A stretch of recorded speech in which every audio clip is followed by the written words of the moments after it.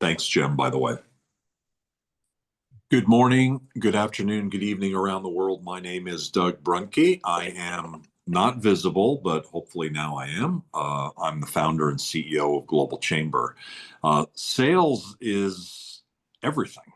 The conversation today, which is a monthly conversation, brings in Global Chamber members who are amazing in life and in sales. And Eddie Geisel is one of those extraordinary people. I was explaining a little bit about you, Eddie, today at a Global Chamber event that we were doing in Turkey, and with our partner there. And I was mentioning that I think that you and I know each other from your mining equipment days. Yep. And I always remember you're one of those guys that you were always somewhere, for some reason that you've spent, I think, a lot of time in the Russian Federation, I think, and maybe Kazakhstan and a lot of Mhm. different places around the world. But it was like, where in the world is Eddie? And he'd be traveling here and there. And so for those of us like me too, where I would go country to country,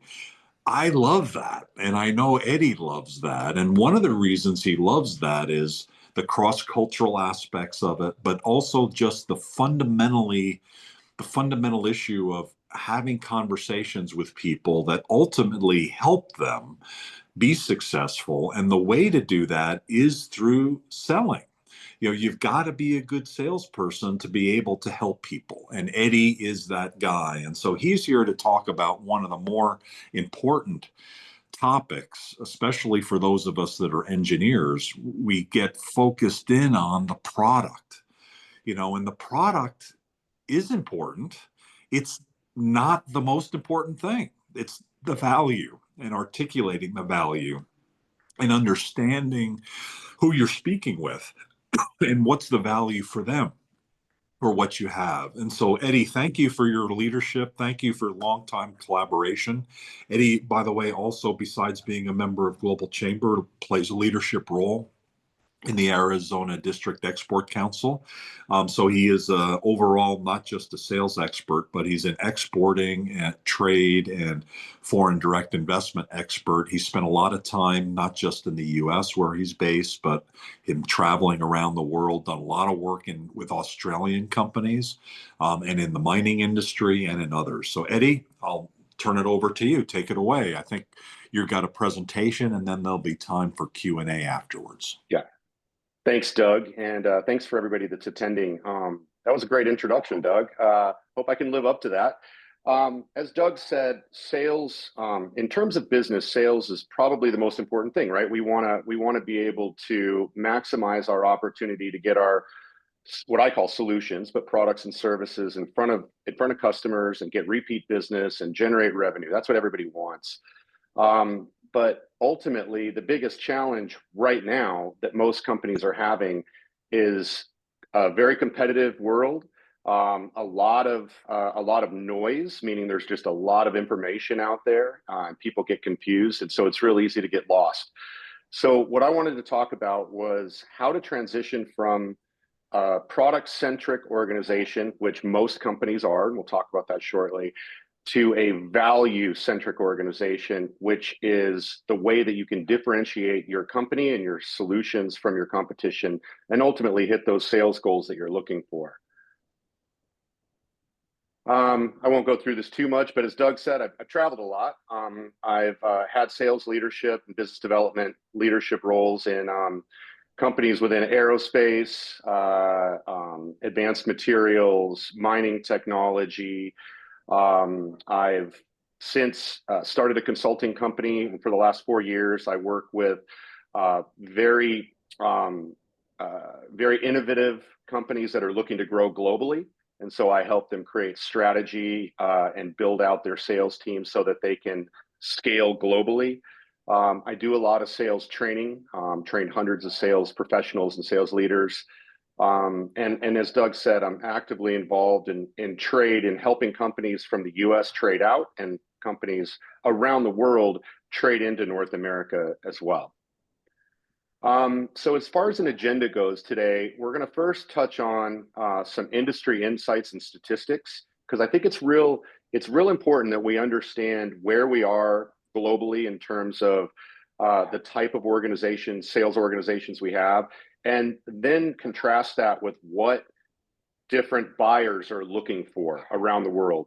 We'll define product-centric versus value-centric cultures. We'll look at some of the challenges highlighted by leading sales consulting firms and businesses.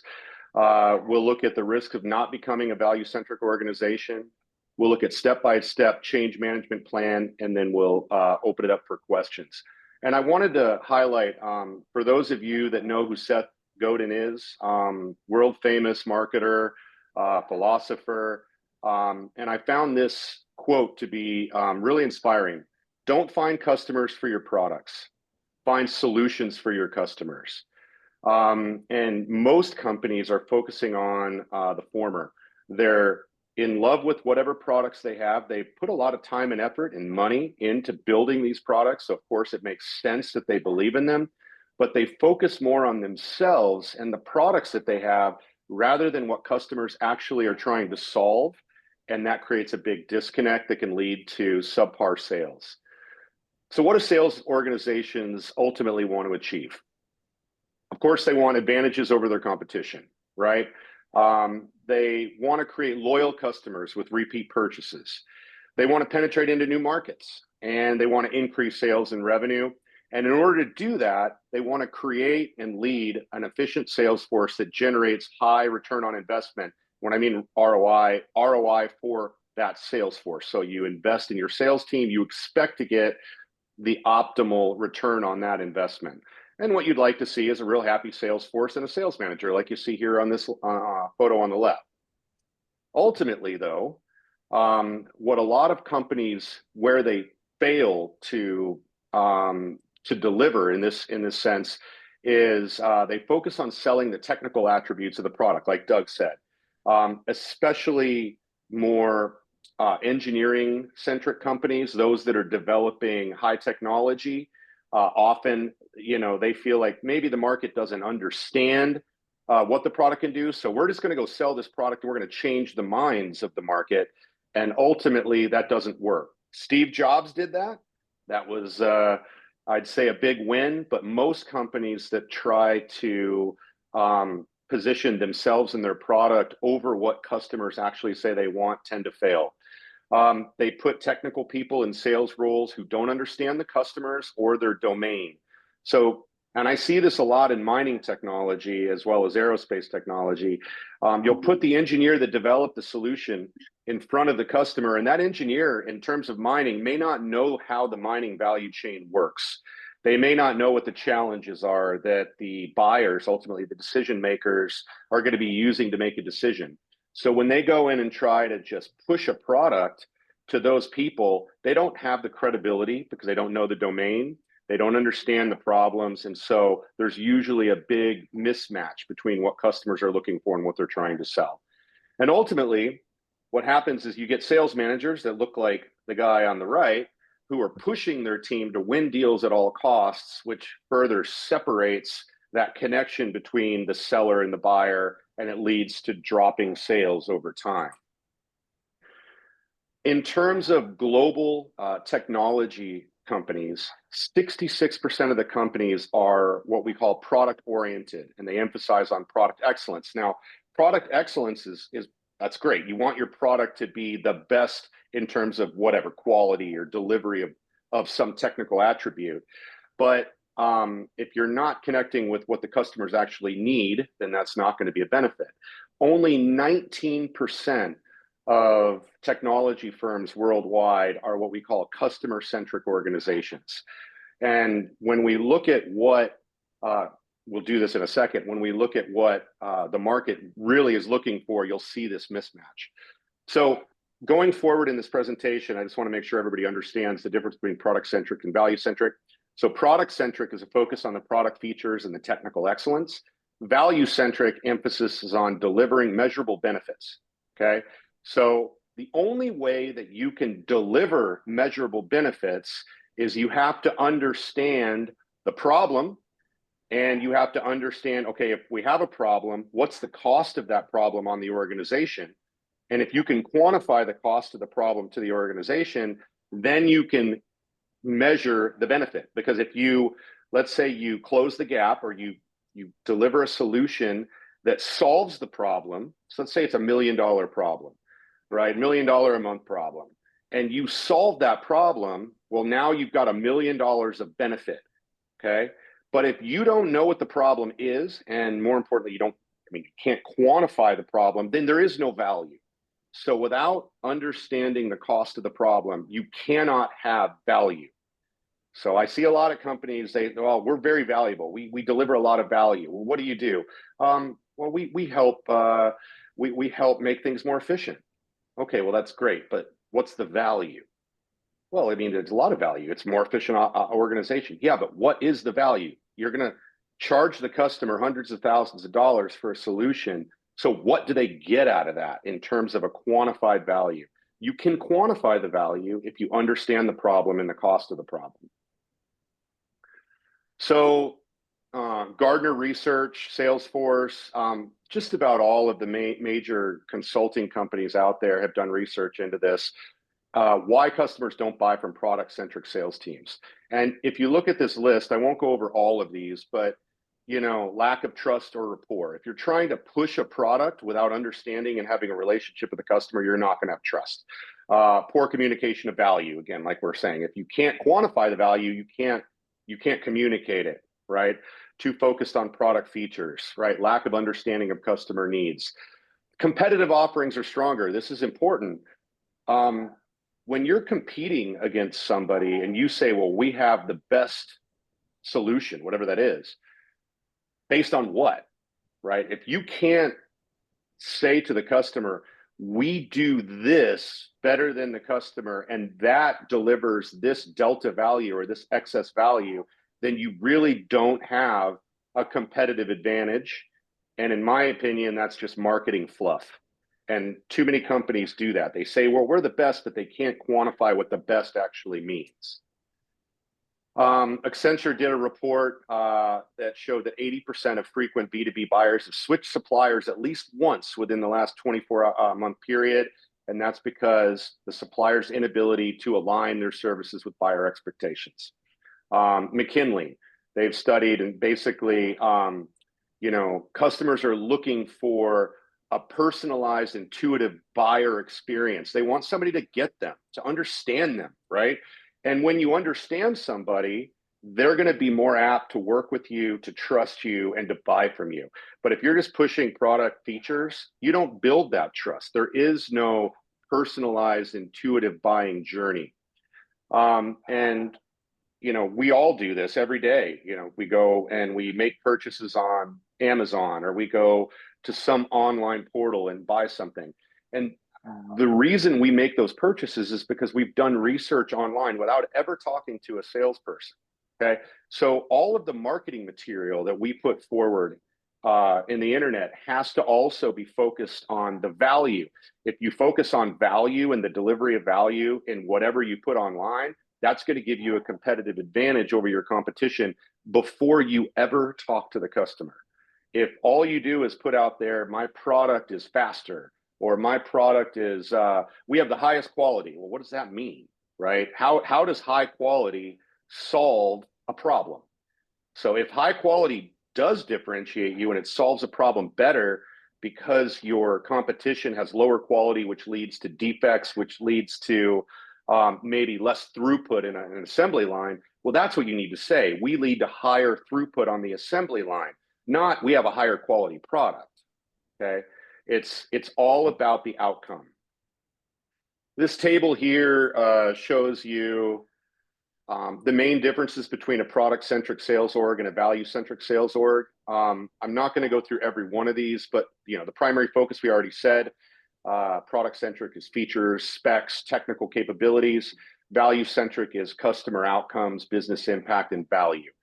The sales approach typically for product-centric organizations is just push the product, sell what you have, and push that with a really disregard for what the customer's needs really are. Solution-based are, you may still have a product that's out of the box, right? You can't change a lot of products to every customer. That's not efficient. There's no no economy of scale with that. But if you understand the customer's problems and cost of their problems, you can better present how your product or service can deliver value, even if it's an out-of-the-box product. Okay. The very bottom, where it says cultural traits. So product-centric sales organizations typically are the ones that are based on innovative pride. We built this. We know it's amazing. You're going to buy it the way that it is. Okay. We're going to add features along the way. And here is how it benchmarks technically against other products, right? If you think of iPhone, okay, now if you're a geek like me, I do go in and I compare specs of phones. Okay, I'll open up an iPhone spec and I'll look at it against an Android that's comparable, and I'm looking for a faster processor, and I have a reason for that. There's a need that I have. Most people don't buy phones that way. They buy phones based on feelings, and they buy phones based on the value they think they're going to get out of it. So if it's got a really good camera, nobody cares that the camera in the iPhone is, double the megapixels of maybe an Android. All they care about is it takes better photos that they can put on Instagram and make their friends and them have something good to look at. So when you look at iPhone's advertising, they don't talk about specs, almost never. They talk about the value that the phone delivers to you and your experience, right? And that's a very technical product, very engineering focused company, but they realize that the way to sell is to actually focus on the value. So how do you calculate and deliver value?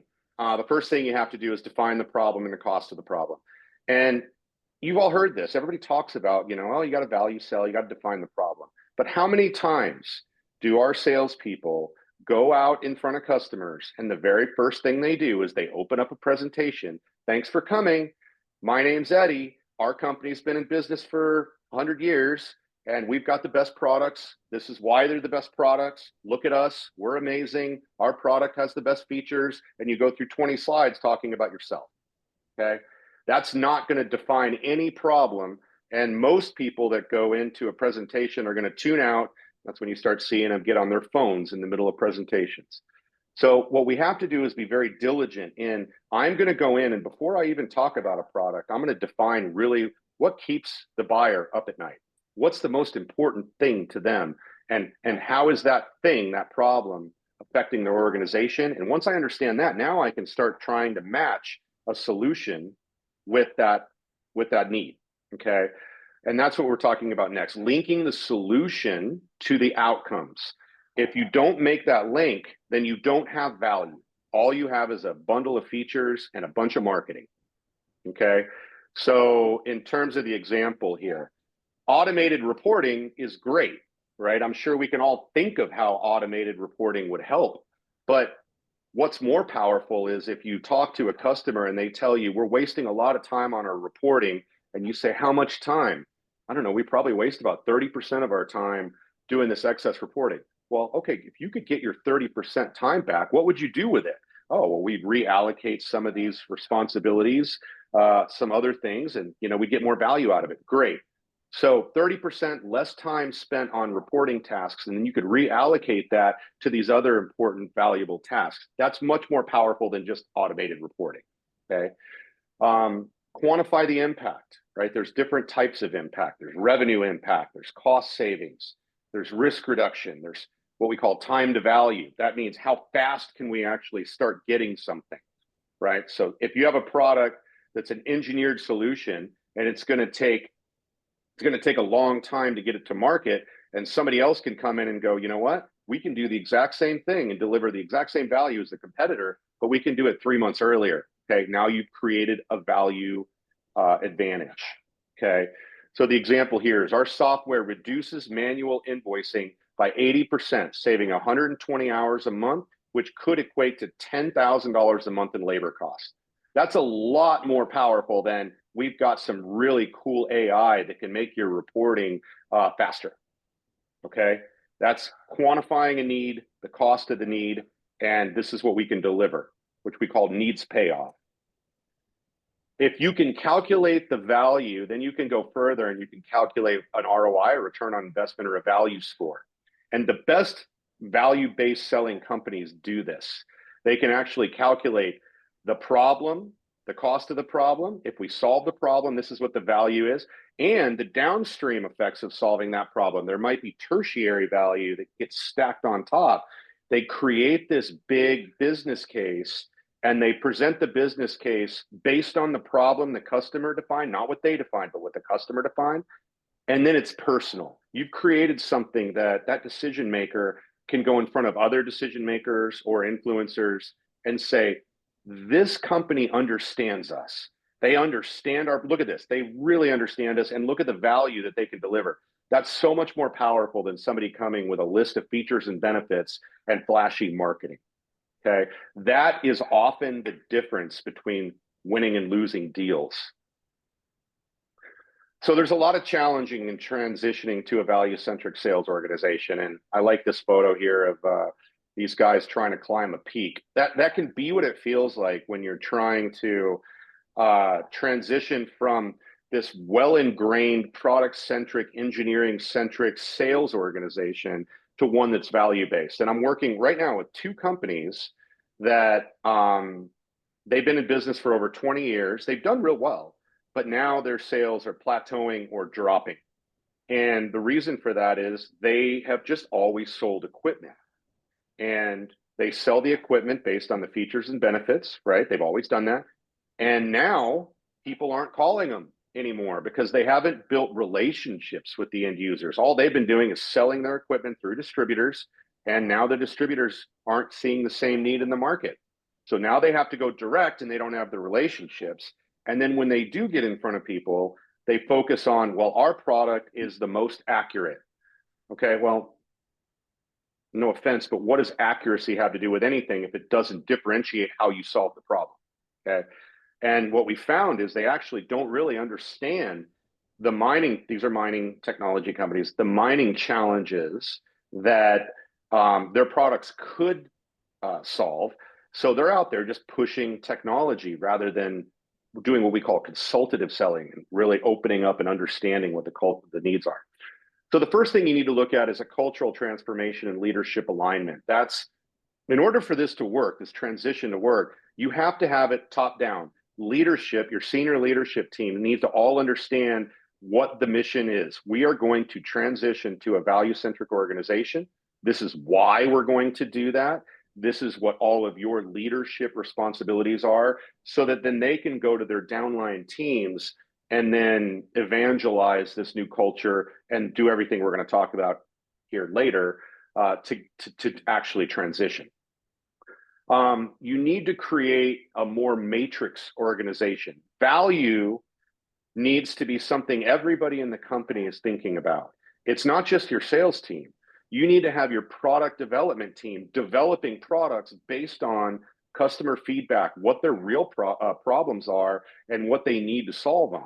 You need your marketing team to truly understand the complete domain that you're in and the problems that could be solved, right? It takes everybody working together. It takes your finance team understanding that as well, because we're not just pushing products, we're pushing outcomes. So when you create your commercial models, how you sell the product commercially is important as well, because that could be part of your value proposition. So you need to get finance involved in, should we be doing OpEx models where we're going to do like a solution as a service rather than selling a capital good? We also need to redefine the metrics and performance indicators. So most sales organizations pay commissions out. They're looking at, well, we need to sell a number of products, or we need to sell units, or we need to sell a certain dollar amount of products. And I mean, you're still going to do that. You're always going to have a goal to sell a certain amount of things, right? That's what drives your P&L, and it drives your EBITDA, and it drives ultimately how you report your company. But I like to create what's called management KPIs. So how do we manage the health of our organization to drive those ultimate goals? And that's where you can redefine your metrics. So create metrics around actually building value and delivering value. And you can do that through your sales team, your product management team, and your marketing team especially, right? It takes a complete shift in how you think about KPIs. You also need to adapt to the rapidly changing customer expectations. One of the biggest challenges that was noted by most of the consulting firms is, okay, so we turn into a value-centric sales organization, right? And we understand what the customer needs. Well, the customer needs change. Well, how do we pivot? You have to be able to pivot quickly. And the only way you can pivot quickly is by truly understanding those needs, right? If you get set in, well, now we understand the product or the customer's problems, and next year you think those are the same problems, they might be in a completely different area now. So you need to have relationship strategies, build the relationships, ask the questions, and understand the customer issues along the way. And then finally, you need to implement an effective change management. And this is a company-wide change management. In my experience working with many fast-growing technical companies, if you don't get all of management on board and they don't create a change management plan and force this, I don't mean force it like, like draconian force it, but we are going to change and this is how we're going to do it. It won't happen. You're going to end up staying the way that you are, right? I've been trying to get better at golf lately, right? And I'm going out and I'm hitting a lot of balls, right? And the back's real sore. And if I go out there and try to, I'm going to get better at golf, but I do the same things that I've always done, I'm not going to get any better. I'm just going to get more frustrated. And that's what happens in these organizations. If you say we're going to be a value-centric organization and you don't actually manage that change to happen and hold people accountable, people get frustrated because you keep talking about it and maybe you scratch the surface with change, but nothing actually happens. Your sales won't go up. People are going to get frustrated. They're going to actually start questioning leadership, and it's not a good thing. So the risks of not doing this, the biggest one is if you don't become a value-centric sales organization, you're going to have misalignment with those customer expectations. You're just going to be pushing what you think the customer needs, and you're going to wonder why your sales are not what they should be. And this is a very high likelihood, and the risk is huge, because if you do that, you're going to be wasting money paying salespeople that are ineffective. You're going to be creating products that people don't actually really need, right? And it's going to be a struggle to try to sell them because you're not actually connected. So customers start to get upset. The ones that you do sell to don't have satisfaction. You lose customer loyalty, and ultimately you lose sales, which leads to revenue loss and slower growth. And again, that's a high likelihood. If you don't make the change, it's extremely critical, and you're going to have lower sales growth. The competition you have to worry about is the one that is focused on being value-centric. They are going out and they're spending the money to get in front of customers. Ever since COVID, when people couldn't visit customers, there's a lot of companies that they've said, well, we benefited from less travel expenses, so we can do all of our selling doing Zoom calls and Teams calls. You don't build relationships over Zoom and Teams. You need to get in front of customers, understand their organization, talk to them in their place of comfort, and get to know everybody around them. And that's how you build rapport, trust, and that's how you're going to understand the customer. And if your competition is doing that and you're not, if it hasn't happened yet, you are going to start to see your sales decline or plateau and then decline if you don't make the change. And then internally, there's a lot of issues with not making this change. You're going to have people start to blame the sales team for not delivering, right? And then the sales team is going to say, well, but our product managers, they give us the same products, and the customers say, well, they don't want those products, and so they start to blame them, and the finger pointing escalates, right? So you create this negative culture. When you're on board and everybody is focused on delivering what the customer actually wants and needs, solving their problems, the finger pointing stops. Okay, so you become a well-oiled machine in that sense. And that's, going to lead to better scalability globally. So some key change management actions to transition to a value-centric sales organization. For those of you in leadership, establishing a clear vision and strategic intent, we all try to do that. That is our mandate. It's our goal. It's our responsibility as leaders to establish a clear vision and strategic intent. And in order to do that, we have to be very clear with our team when we decide to transition from product-centric to value-centric. Why are we doing this, right? So some of the information that I presented earlier could be used to paint that picture, right? This is why we're doing it. If we don't do this, we're going to become stagnant and our competition is going to start eating our lunch. So this is why. And communicate what it will look like in the future. Be consistent. This is what the vision actually is, and this is how we're going to do it. You need to align all your leadership team, including all your managers and supervisors, around customer value. Everybody needs to demonstrate value-centric behaviors. The way you do that is, when you're coaching your teams, ask them, okay, that task that you're doing, how does that deliver value to the customer? If it ultimately isn't going to increase value or deliver value, they might not need to be doing it. And when I was at Komatsu is a Japanese company, Fortune 500 company. They've been around for over 100 years. They will put their, whenever you ask for, we're going to make a change to a product, okay? If you can't be very clear about how that's going to add more value and quantify what that value looks like, they won't do it. There will be no change to the product. There will be no addition to it, even if the competition's doing it. You have to understand why we need to make the change. You need to redesign your sales messaging and processes, shift from what our product does to what outcomes will help you achieve. You need to create a value selling methodology. So, I do a lot of training. I have my own system for training sales representatives as well as sales leaders. But there's many out there. Spin selling's been around forever. It's the grandfather of all selling methodologies, but it's all around understanding the problem and the implication of the problem. And then if you solve the problem, here's the need payoff. Challenger's another one. The key is it needs to be focused on value, not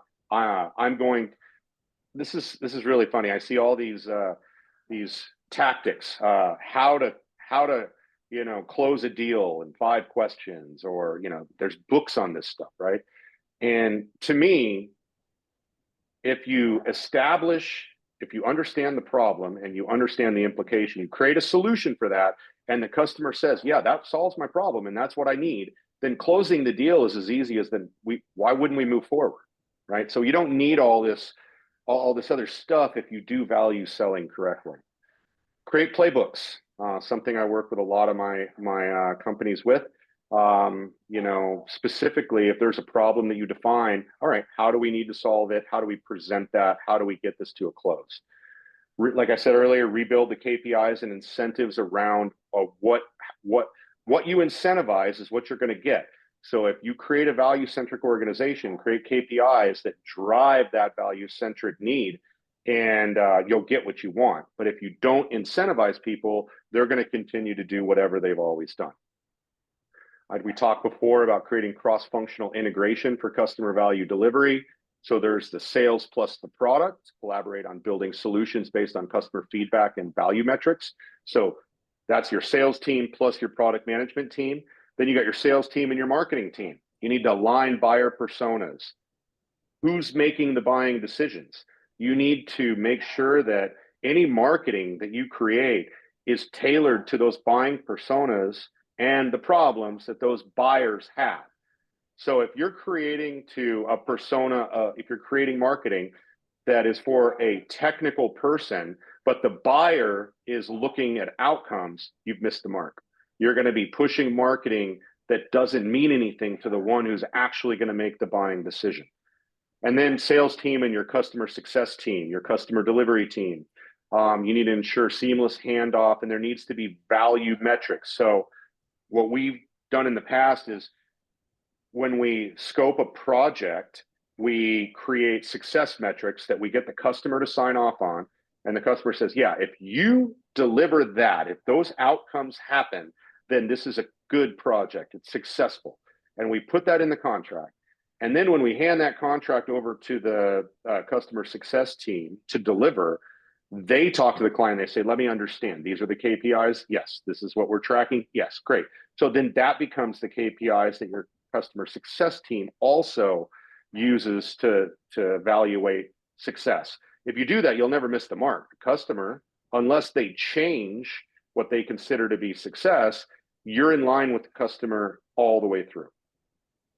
Upskill your sales team and your customer-facing teams. So we talked about training before.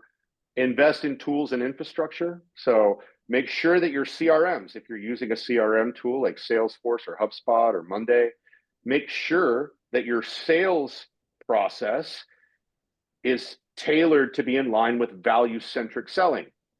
If your sales process is still focused on what you do and it's not focused on the customer, then you're missing the mark. You're basically telling your sales team, we want you to be value-centric, but we're going to basically run our business like a product-centric organization. So you need to make sure your sales process is tailored to be value-centric, and then your CRM is calibrated to match your sales process, and then how you manage your sales team uses those tools that way. And that's the value management tool. So integrate ROI calculators so that you actually can create business cases, and your win plans or your playbooks, they also need to be tailored to delivering value. So all of the activities along the sales process are about confirming with the client the problem, the cost of the problem, and the value you're going to deliver, and then you follow that all the way through. And then recognizing and celebrate value-centric behavior. Create an internal award program, right? Recognize success. I love to, if you see in my background, there's a gong that I bought years ago in Japan. And we actually, when somebody does something really good, you know, they really connect with the client, they define something in terms of a problem that we never knew. Now we feel like we're in the advantage creating a solution that's going to differentiate us from the competition. I actually do a celebration where there's a gong beat, drumming, and we celebrate them, and it's just fun. Create stories, you know, around success, and make sure you evangelize it through your organization and give pats on the back to those that are doing it right. I prefer leading with sugar rather than a stick. You know, you definitely, I mean, if people don't want to be value-centric and they don't want to get on the bus and deliver that, then, you know, you may have to manage that in some way. But I find that if you do a good job as a leader and you create a value-centric methodology and people are on board with it and everybody's on board with it, and you incentivize it and you celebrate when people do good things, everybody starts to do good things. And that's how you actually make the shift. And that's that cultural reinforcement. So you need to embed this culture in all of your hiring, looking for curiosity. You want people that are curious. They want to go in and ask questions rather than just tell people things. You want them to have empathy. You don't want them to go in and just say, well, you know, it's my way or the highway. Our product does what it does. If you don't like it, I don't care. You want them to actually go in and basically put themselves in the customer's shoes and understand their problems and needs. And you want them to be outcome thinking. Think of what they're going to get benefit-wise of using the solution rather than what the product actually does. Incorporate that in your onboarding. Make sure you have really robust training that incorporates the value selling methodologies for your sales team, but also in product management, marketing, everywhere. And then introduce customer value spotlights. And like I said before, celebrate the wins. So that's my presentation, everybody. I kind of ran through it. I wanted to leave at least 15 minutes for some Q&A, or if you've got a story you'd like to tell, or you've done, I'm really interested in anybody that's actually gone through this transition from a product-centric organization to a value-centric organization. How did you do it? What were the challenges you had, and how'd you overcome them? I'm going to stop sharing, Doug. Thank you, Eddie. Appreciate it. Bill, going to you first. What are your thoughts? Yeah, first, I couldn't agree more, Eddie. And when you asked about going through this, I thought immediately of an engineering company that I work with. It was a good, solid engineering company. Frankly, as a function of the pandemic, they went into crisis mode because, they just didn't have the revenue. And all of their engineers, who tended to be pretty much, they're engineers, right? They tend to be more solution or problem oriented. Um, we needed to turn everybody into a sales and marketing thing. The thing that worked, consistent with your comment, was we created a little script, and the script was very much aligned with what you were talking about, where it started with thanking the customers for the work they'd done in the past, um, and but then asking what in particular did they value. And one of the things that came out of that was that they had an ability to do a three-dimensional array of a building with a laser tool Mm. that they kind of commented on, but what the feedback that we're getting from the customers was the customers are going like, this is the greatest thing since sliced bread. We don't typically even know what the internal dimensions for our business. We get within a few minutes a not only three-dimensional but a current view. Right. And so it became very clear that that was value. Guess what? Everybody's pitching that value stuff, and we managed to get through the pandemic with no layoffs, which was kind of the goal. Wow. And I put it in the chat box. If anyone's interested in, we've used this customer script a number of times. Anybody wants it, be happy to share that. Hey, But yeah, 100%. And in particular, the reason I gave the engineering example is I'm an engineer by background. They tend to be kind of product oriented, and yep. the script really helps because it gives them something to talk about and sort of a crutch to become more value oriented. So that would be applause, and that would be an example that you were looking for. Thank you. I couldn't agree more, and I'd love to see the script. I constantly learning, right? Sales is an art. A lot of people, when I talk about, you create a sales call plan and what questions do you want to ask to define the problem. What people do is they get very rote. They write them down and they feel like they got to read it. It's like, no, no, no, no, no, no. You do that planning beforehand so you can get your brain ready of the things that you think you're going to talk about.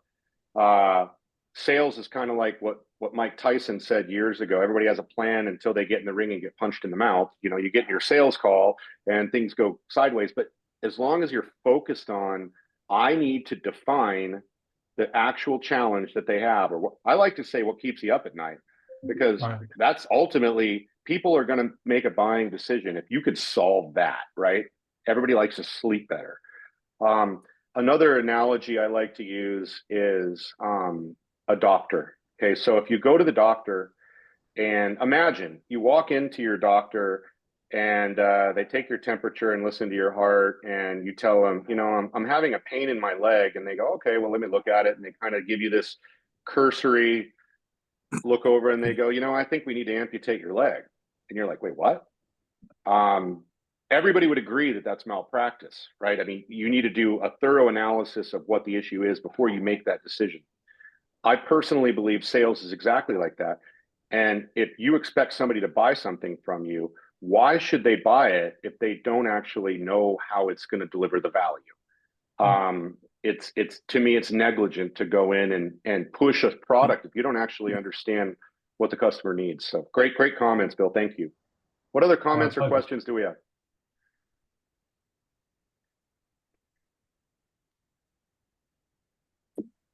Someone like Joshua, you've worked in multiple businesses, big companies in the sales process. If you have any comments or thoughts about what Eddie talked about today, Darren as well. You're unmuted. Did you have a comment? Yeah, I had a question. I'm an engineer, a civil engineer, and we're consultants, so we essentially are selling our services. And I'm thinking, but I'm starting to pivot a little bit more towards in our business. We have teams, and we have a company in India, and I'm starting to sell a service of forming a team for companies such as like ourselves who are in the construction and engineering realm. And I'm trying to come up with a plan or a strategy to sell those services to potential clients. So I'm just kind of throwing this out there. If there's any ideas of how we might begin to approach that.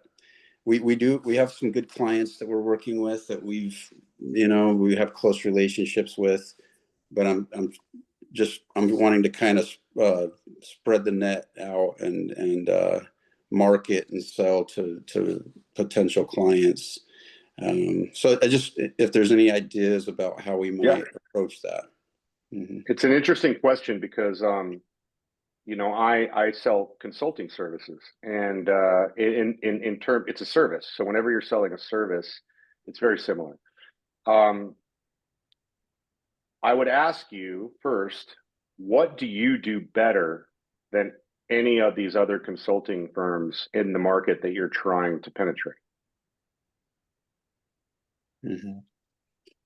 I can give you my idea of that, but I'm thinking of that, rhetorically, and Yeah.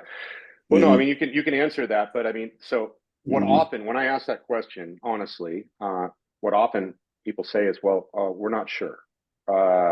We know that our customers back home, whatever market, you're doing well in, where you have those relationships, they continue to buy from us because we've got great relationships, and they trust us, and we deliver what they think we're going to deliver. So if that is your superpower, then you need to find a way to replicate that in this new market.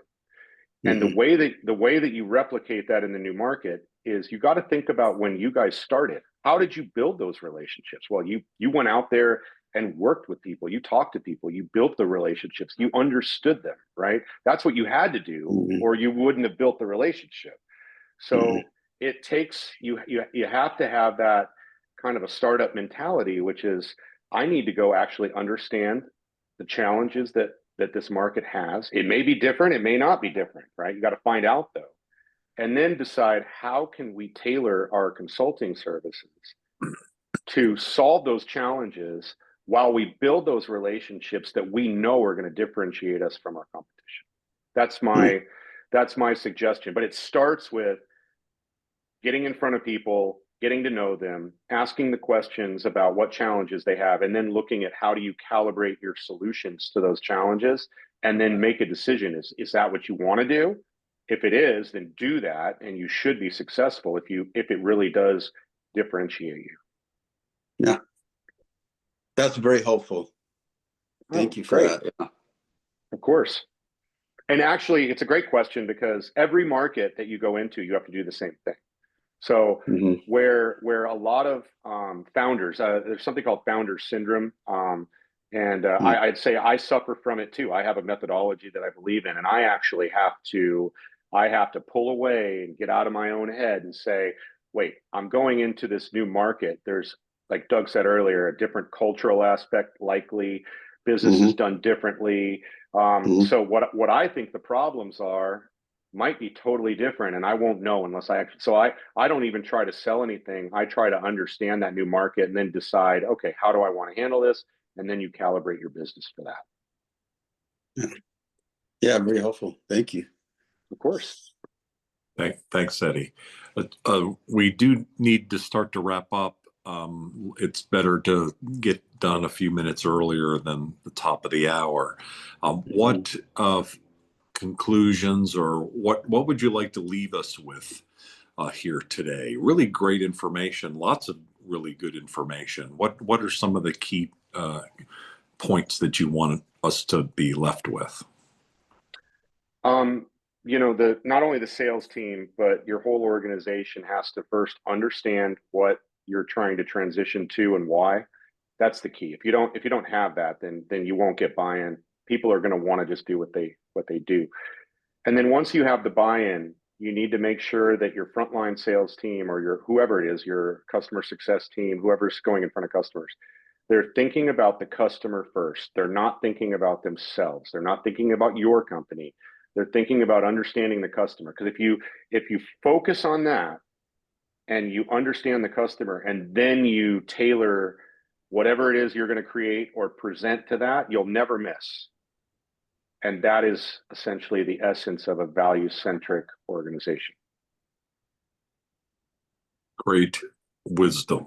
Thank you very much. Really appreciate it. Thank you. Thanks everybody for joining today. That concludes this month's conversation about global sales. We actually have a global marketing conversation tomorrow.